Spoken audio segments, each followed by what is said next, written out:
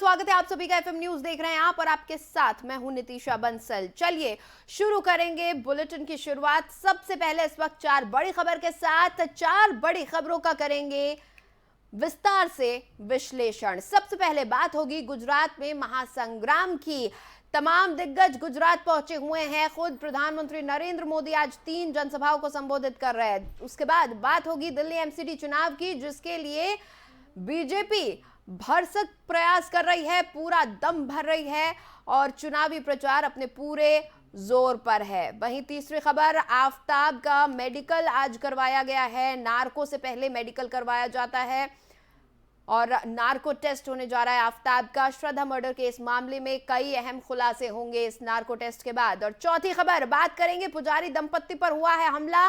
राजस्थान से खबर, जहां पर राजसमंद में पूजा को लेकर विवाद हुआ, जिसके बाद पुजारी दंपति पर हमला कर दिया गया, पुजारी को जला दिया गया है, पेट्रोल बम से हमला किया गया है।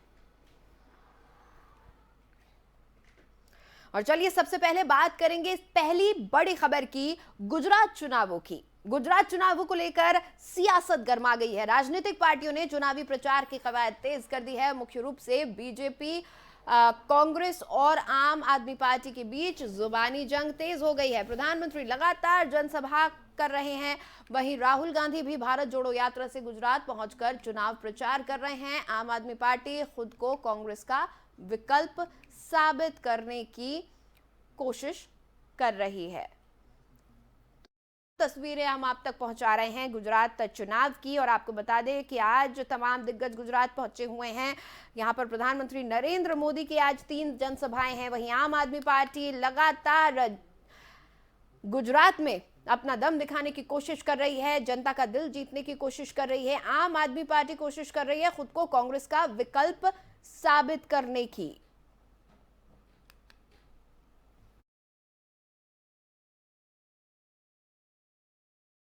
भारत माता की,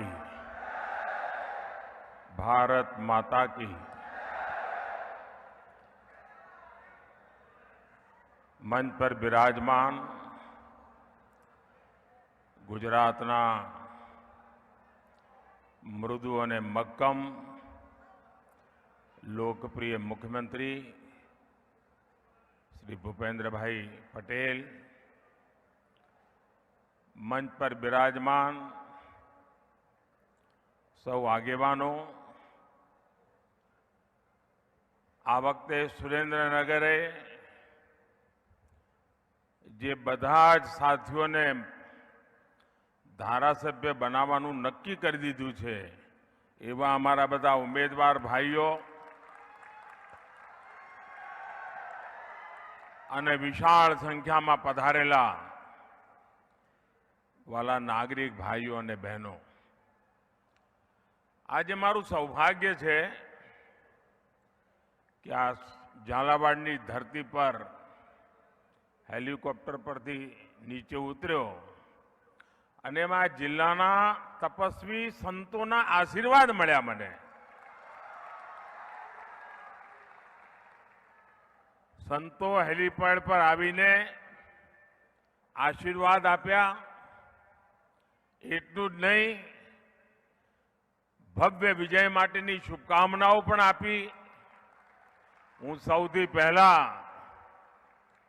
પૂજ્ય સંતોનો હૃદયપૂર્વક આભાર માનું છું અને મને ખાતરી છે કે સંતોના આશીર્વાદ ક્યારેય એળે ન જાય, સંતોની વાણી ક્યારેય વામણી ન હોય। ભાઈઓ, એ મારું સદભાગ્ય છે અને અમારા બધાનું સદભાગ્ય છે। એટલે ફરી એકવાર પૂજ્ય સંતોના ચરણોમાં પ્રણામ કરું છું। ગયા 2 દિવસથી ગુજરાતમાં અલગ અલગ જગ્યાએ મને જવાનો અવસર મળ્યો છે। હું અહીંયા મુખ્યમંત્રી હતો ને,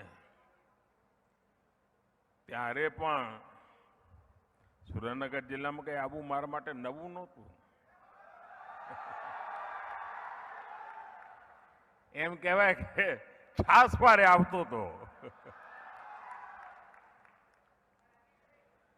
પણ 11-12 વાગે કોઈ સભા કરવી હોય ને તો ભાઈ લોડાના ચણા ચાવવા પડતા હતા. આજે આવડી મોટી વિરાટ સભા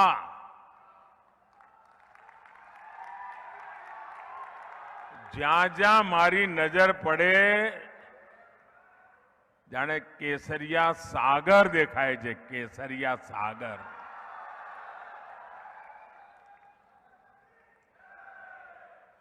आज बतावे छे कि तमे भारतीय जनता पार्टी नी सरकार बनावानुं नक्की करी दीधुं छे. भारत माता की.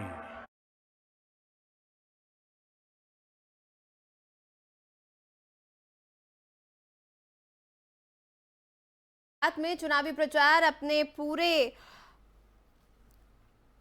जोर पर है और तमाम दिग्गज आज गुजरात की धरती पर मौजूद हैं. गुजरात में एक के बाद एक ताबड़तोड़ जनसभाएं की जा रही हैं. एक तरफ प्रधानमंत्री नरेंद्र मोदी हैं जो खुद आज 3 जनसभाएं कर रहे हैं. इसके बाद गुजरात में डोर टू डोर प्रचार भी वो करने वाले हैं. तमाम दिग्गज पहुंच रहे हैं गुजरात. वहीं दूसरी तरफ अरविंद केजरीवाल जनता से अपील कर रहे हैं कि मीडिया मुझे नहीं दिखाती है, आप फेसबुक लाइव करके दिखाइए. इसी बीच बीजेपी और आम आदमी पार्टी के बीच तमाम आरोप प्रत्यारोप का दौर भी जारी है. एक तरफ गुजरात चुनाव तो वहीं दूसरी तरफ एमसीडी चुनाव, जिसको लेकर आम आदमी पार्टी और बीजेपी के बीच लगातार ठनी हुई है. गुजरात में जनता एक बार फिर बीजेपी पर भरोसा करेगी या फिर आम आदमी पार्टी अपने पैर जमा पाएगी गुजरात में, ये देखने वाली बात होगी. हालांकि कहा फिलहाल यही जा रहा है कि आम आदमी पार्टी की असली लड़ाई कांग्रेस के साथ में है, क्योंकि दूसरे नंबर के लिए दोनों पार्टियां लड़ रही हैं. जिस तरह की बातें निकलकर अभी सामने आ रही हैं कि आम आदमी पार्टी खुद को कांग्रेस का विकल्प साबित वहां पर कर रही है.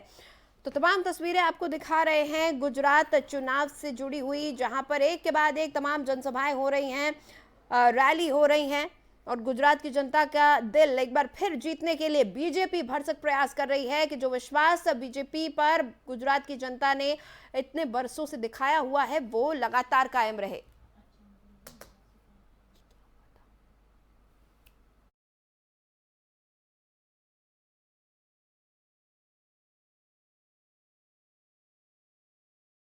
को बता दें आम आदमी पार्टी और बीजेपी दोनों दम भर रही हैं गुजरात की जनता का दिल जीतने का और गुजरात में सरकार बनाने का. देखने वाली बात होगी कि जब मतगणना होगी तो जनता का फैसला सामने आएगा. जनता जीत का ताज किसके सिर पहनाएगी ये देखने वाली बात होगी. लेकिन उससे पहले कोई भी पार्टी कोई और कसर नहीं छोड़ देना चाहती जनता के सामने अपनी उपलब्धियां गिनवाने का या फिर अपने विरोधियों को धराशायी करने का. आरोप प्रत्यारोप का दौर भी लगातार जारी है.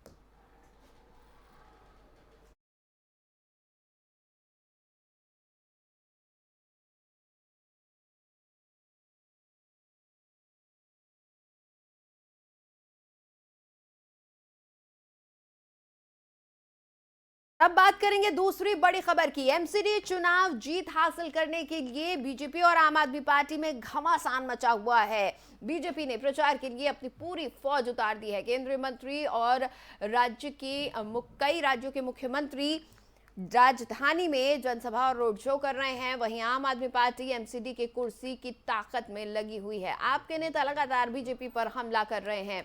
आपको बता दें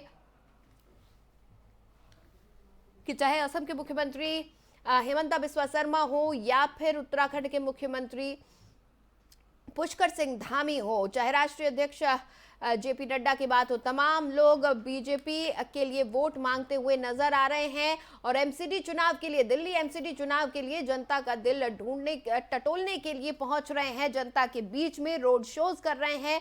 प्रधानमंत्री नरेंद्र मोदी की खूबियों को गिनवा रहे हैं. सत्ता के में जिस तरह से बीजेपी अलग अलग राज्यों में काम कर रही है उन तमाम चीजों को गिनवा रहे हैं. और एमसीडी में पिछले 3 बार से बीजेपी का दबदबा बना हुआ है. उन तमाम चीजों को गिनवा कर बीजेपी अपने लिए, अपने कैंडिडेट्स के लिए वोट मांगने में लगी हुई है. एक तरफ आम आदमी पार्टी बीजेपी पर हमलावर नजर आती है तो वहीं दूसरी तरफ बीजेपी भी आम आदमी पार्टी को घेरने की कोई कोर कसर नहीं छोड़ रही है.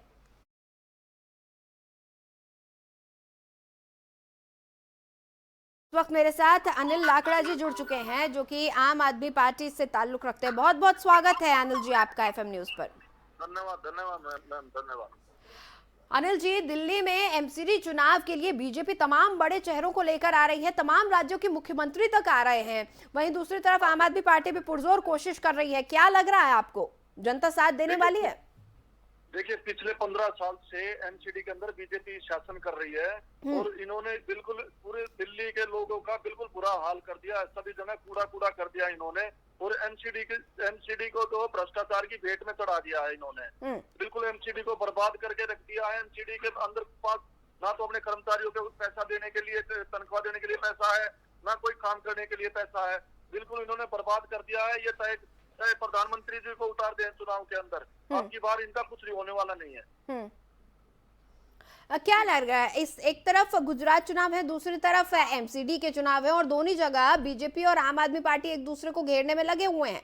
केजरीवाल साहब तो ये भी कह रहे हैं जनता से कि मीडिया दिखाती नहीं है, आप फेसबुक लाइव करके हमको दिखाइए। देखिए मेरी बात समझिए, अब की बार एमसीडी में बीजेपी का कुछ भी नहीं है। केजरीवाल साहब अपने काम पे लगे हुए हैं और वो गुजरात के चुनाव में अभी व्यस्त हैं और दिल्ली के अंदर भी उनकी एक पूरी टीम लगी हुई है जो पूरा चुनाव को संभाल रही है। सर, यही मैं आपसे कह रही हूँ कि एक तरफ केजरीवाल साहब गुजरात चुनावों में पूरी ताकत झोंक रहे हैं, वहीं दूसरी तरफ बीजेपी तमाम राज्यों के मुख्यमंत्रियों को लेकर आ रही है दिल्ली एमसीडी चुनाव में। हाँ जी, देखिए हम बिल्कुल निश्चित तौर पे आराम से निश्चित हैं। अभी दिल्ली के अंदर पिछली बार भी जब विधानसभा का 2020 के अंदर चुनाव हुआ था तब भी बड़े बड़े चेहरे यहाँ पर उतारे गए थे, लेकिन अब की बार एमसीडी के अंदर आम आदमी पार्टी की सरकार बनने जा रही है क्योंकि दिल्ली के लोग पिछले 15 साल से तरसते हैं, ना तो कोई सुविधाएं मिल रही है और कूड़ा हो गई है पूरी की पूरी Delhi.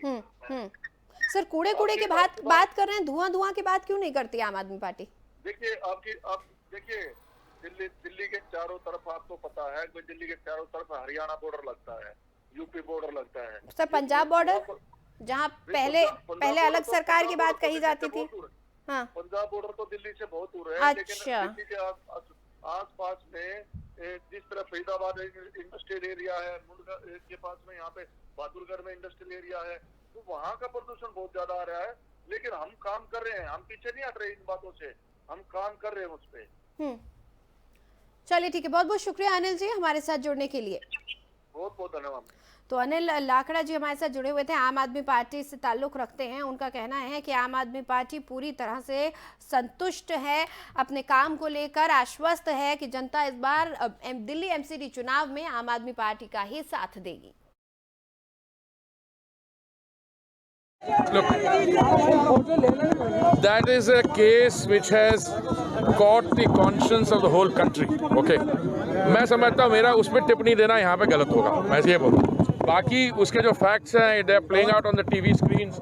I think there's an investigation under process. Let's leave it at that. We're all deeply saddened. This kind of thing can happen for us collectively.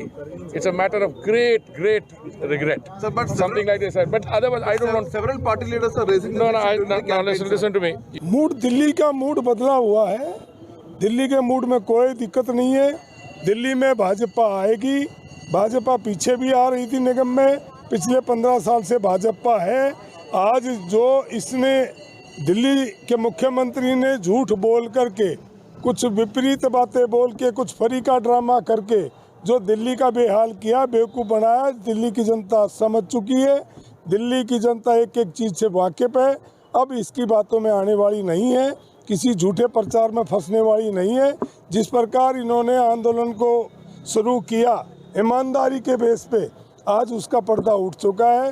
बेईमानों की सरकार है, झूठों की सरकार है, इसीलिए निगम में निश्चित तौर पर भाजपा आएगी, भाजपा का शासन आएगा। जिस प्रकार से मोदी देश के लिए लगे हुए हैं, निचले स्तर पर हमारे जैसे कार्यकर्ताओं की जिम्मेवारी बनती है कि हम भाजपा को लेके आए और लेके आएंगे।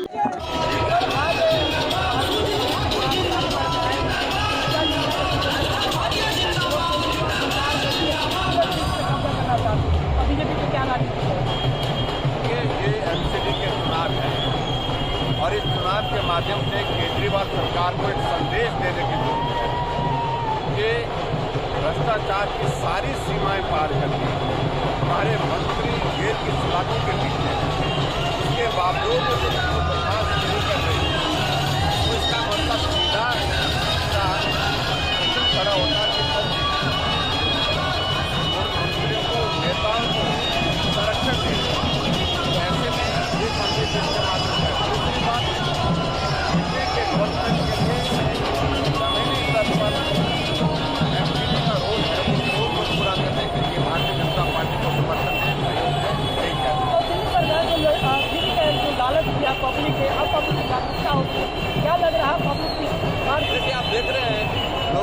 2 शब्द जरूर के साथ भारतीय जनता पार्टी के पक्ष में निकले हैं और मुझे लगता है कि बड़ी शानदार जीत होगी। जनता के लिए क्या संदेश आप देना चाहते हैं? मेरा दिल्ली की जनता से निवेदन है कि इस भ्रष्टाचार करने वाली सरकार को एक संदेश देने के लिए आवश्यक है कि एनसीडी में भारतीय जनता पार्टी को समर्थन दें।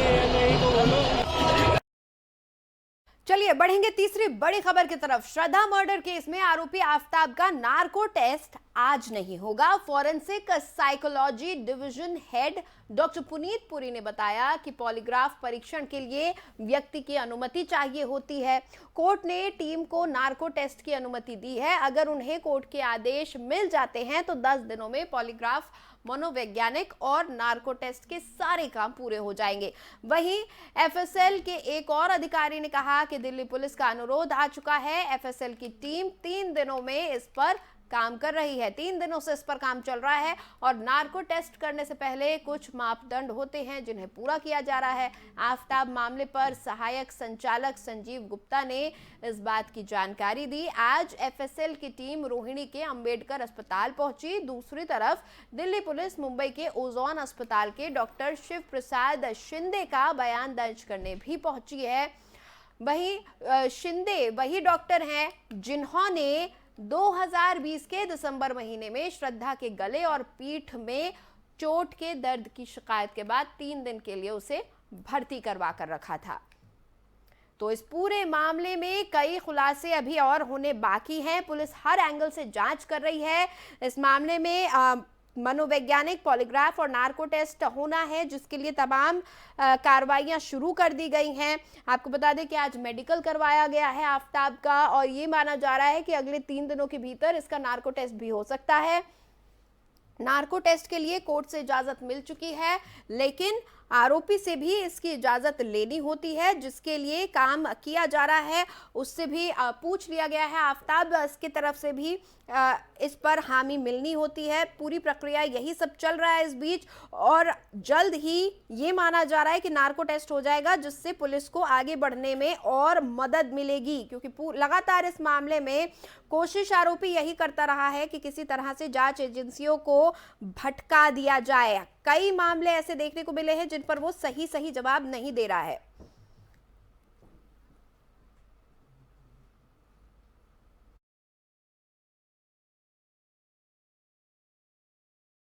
और इसी खबर पर बातचीत के लिए एलएन राव साहब हमारे साथ जुड़े हुए हैं, जो कि पूर्व डीसीपी रहे हैं दिल्ली पुलिस में। बहुत बहुत स्वागत है सर एफएम न्यूज पर आपका। जी नमस्कार। राव साहब, जिस तरह से हम देख रहे हैं इस पूरे मामले में आफताब एक ऐसा लड़का जो कि अपनी नौकरी करता था, एक लड़की से मिला, दोस्ती हुई और उसके बाद उसके साथ रहने लगा और इस हद तक चला गया कि उसको बेरहमी से मार दिया। लेकिन अब इसकी हरकत, इसकी जो तमाम बयानबाजियां जो चल रही, जिस तरह से ये बयान दे रहा है, उससे ऐसा लग रहा है कि इसके दिमाग में बहुत शातिर अपराधी इसके दिमाग के पीछे छुपा हुआ है, क्योंकि किसी ना किसी तरह से ये जांच एजेंसियों को उलझाकर और गुमराह करके रखने की कोशिश कर रहा है। देखिए मैम, ये बहुत ही शातिर अपराधी है और ये जितना भी सारा जो क्राइम इसने किया, जघन्य अपराध जिसे मैं कहूँगा, हाँ। वो इन्होंने बहुत सोची समझी साजिश के तहत अपनी प्लानिंग के साथ किया है। और प्लानिंग का भी मैं ये बता दूं कि उसने ये भी सोच लिया था कि अगर बाई चांस से पकड़ा गया, पहले तो ये सोच रहा था मैं पकड़ा ही नहीं जाऊंगा, उसके बाद इसने प्लान बी यानी कि कैसे पकड़ा गया तो कैसे बचना है, ये सारी तैयारी भी करके रखी हुई थी।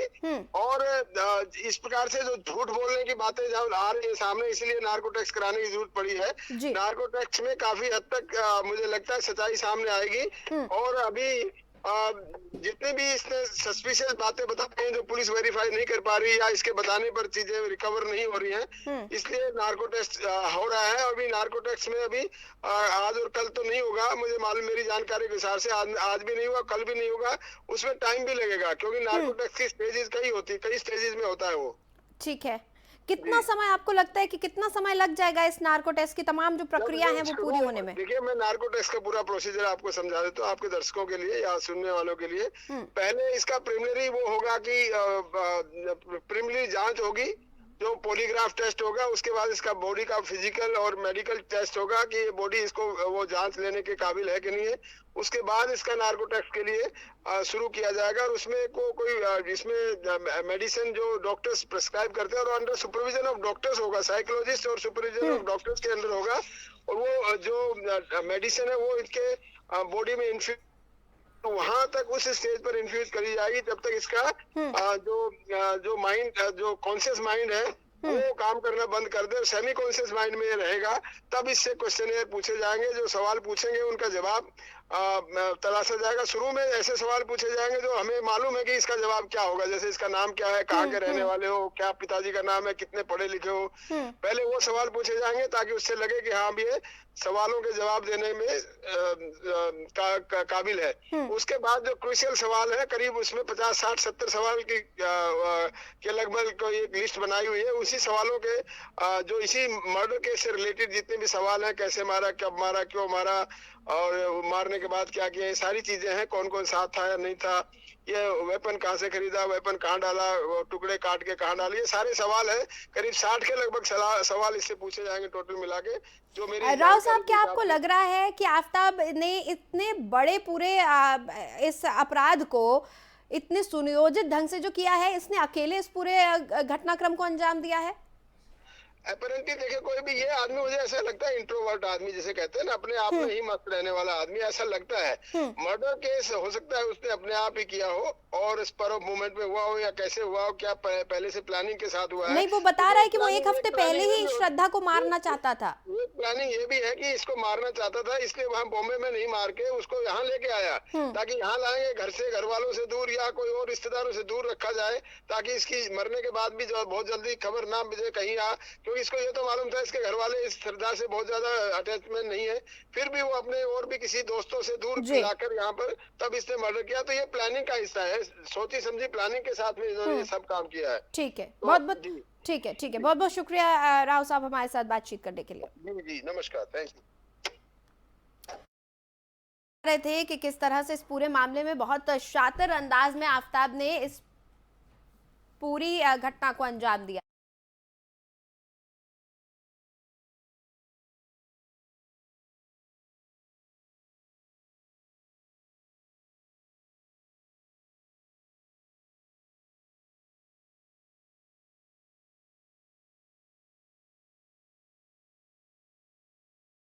बात करेंगे चौथी बड़ी खबर की। राजस्थान में बदमाशों के हौसले बुलंद हो गए हैं। राजसमंद में गुंडों ने बुजुर्ग दंपत्ति पर हमला कर दिया। पेट्रोल बम से हमला कर दंपत्ति को 80% तक जला दिया गया है। हमलावर की जो संख्या थी वो करीब 10 बताई जा रही है। यहाँ पर दोनों को पुलिस ने अस्पताल में पहुंचाया है, जहां उनकी हालत गंभीर बनी हुई है। मामला देवगढ़ थाना इलाके के हीरा की बस्ती का है। पुलिस ने इस मामले में 8 संदिग्धों को हिरासत में ले लिया है। पुजारी के बेटे का कहना है कि चौकी में पहले ही शिकायत दी गई थी, लेकिन सुनवाई नहीं की गई। मामला जमीन विवाद का बताया जा रहा है। तो राजसमंद की ये घटना, जहां पर एक विवाद को लेकर बताया जा रहा है, पूजा को लेकर ये कुछ विवाद था। हालांकि पूजा जो पीड़ित पक्ष है उनके बेटे ने ये बताया कि जमीन को लेकर ये विवाद था। इस मामले में पुजारी दंपत्ति को पेट्रोल बम से हमला कर जला दिया गया और 80% तक वो झुलस गए हैं, जिसके बाद पुलिस ने उन्हें अस्पताल में भर्ती करवाया और वहां पर फिलहाल उनका इलाज चल रहा है। बताया जा रहा है कि करीब 10 लोग इस हमले में शामिल थे। 10 लोगों ने हमला कर दंपत्ति को जख्मी कर दिया है। बुरी तरह से झुलस गई है कहे हैं दोनों ही लोग, जो पुजारी हैं और उनकी पत्नी। आपको बता दें, कल देर रात का ये मामला है, जब अचानक करीब 10 लोगों ने इन पर हमला कर दिया। इसके बाद पुलिस ने दोनों को अस्पताल में भर्ती करवाया है। बताया जा रहा है कि संपत्ति को लेकर यहाँ कुछ विवाद हुआ है, जमीन को लेकर कुछ विवाद हुआ है। वहीं दूसरी तरफ खबरें ऐसी भी हैं कि पूजा को लेकर कुछ विवाद हुआ था, जिसके बाद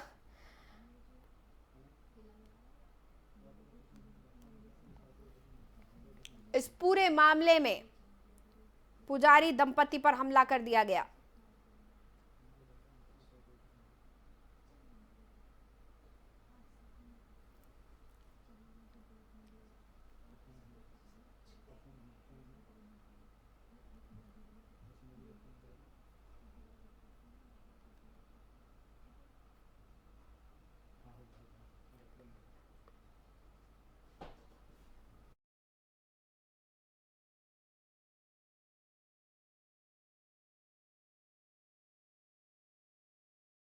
इसी खबर पर ज्यादा जानकारी के साथ लोकेश भारद्वाज मेरे सहयोगी सीधा जुड़े हुए हैं, उनसे बातचीत करेंगे। लोकेश, बहुत ही सनसनीखेज मामला, एक बुजुर्ग पुजारी दंपत्ति को 80% तक जला दिया गया है, क्या कुछ है, पूरी अपडेट बताएं। मैं बताना चाहूंगा नितिशा कि यह राजस्थान के राजसमंद जिले के अंदर देवगढ़ की यह घटना है, जिसमें बुजुर्ग दंपत्ति अपने खाना खा रहे थे। लगभग 10-12 के समथिंग बदमाश बताए जा रहे हैं, तो उनकी दुकानों में बैठने लग जाते हैं और जिससे वहां पे आग इतनी ज्यादा होती है उनके शरीर में कि बताया जा रहा है कि 80% से अधिक जल गए, जिनको देवगढ़ के सीएचसी में उपचार करने के बाद उनको उदयपुर रेफर कर दिया गया। चलिए, बहुत बहुत शुक्रिया लोकेश उस पूरी बातचीत के लिए आपका।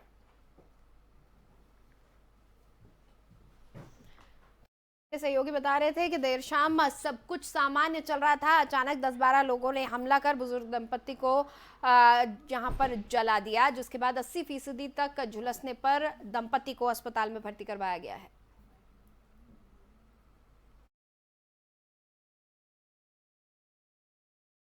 फिलहाल इस बुलेटिन में इतना ही, मुझे दें इजाजत। खबरों के लिए आप बने रहिए FM न्यूज के साथ।